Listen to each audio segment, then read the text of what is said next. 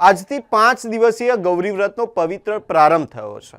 કુંવારિકાઓ પોતાના મનગમતા જીવનસાથીને પામવા માટે અને સુખી દાંપત્ય જીવનની કામના કરવા માટે આ પવિત્ર વ્રતનું પાલન કરતી હોય છે।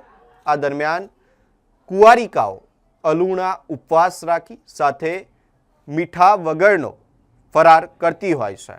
ત્યારે માજલપુર સ્થિત કુબેરેશ્વર મહાદેવ મંદિર ખાતે મોટી સંખ્યામાં કુંવારિકાઓ ભગવાન મહાદેવ અને માતા ગૌરીની પૂજા અર્ચના કરવા માટે પહોંચી હતી અને શ્રદ્ધાભેર પૂજા કરી હતી। ધાર્મિક માન્યતા મુજબ માતા પાર્વતીએ ભગવાન શિવને પ્રતિરૂપ મેળવવા માટે કઠોર તપ અને આરાધના કરી હતી। આથી ગૌરી વ્રતને મનગમતા જીવનસાથી, અખંડ સૌભાગ્ય અને સુખી દાંપત્ય જીવન પ્રદાન કરનાર વ્રત તરીકે માનવામાં આવે છે। 5 દિવસ દરમિયાન માતા ગૌરીની વિશેષ પૂજા, જપ, તપ અને આરાધના કરવામાં આવે છે। ભક્તિ અને શ્રદ્ધા સાથે કરવામાં આવતું આ વ્રત જીવનમાં સુખ, સમૃદ્ધિ અને સકારાત્મકતાનો સંચાર કરે છે તેવી માન્યતા છે। ગૌરી વ્રતના 5મા દિવસે જાગરણનું પણ વિશેષ મહત્વ રહેલું છે। આ દિવસે ભજન, કીર્તન, સ્તુતિ અને આરતી દ્વારા માતા ગૌરીની આરાધના કરવામાં આવે છે, જે અજ્ઞાનના અંધકારને દૂર કરી ભક્તિ અને જ્ઞાનના પ્રકાશનું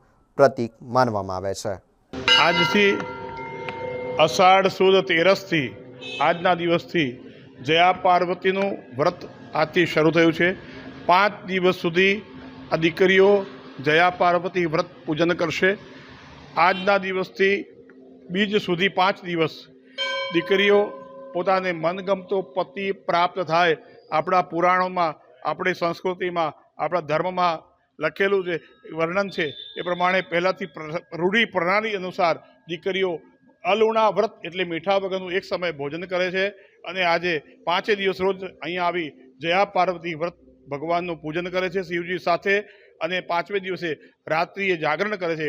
સૌભાગ્યવતી સ્ત્રીઓ પણ આજના દિવસે ભગવાન શિવ પાર્વતીનું પૂજન કરી શકે છે।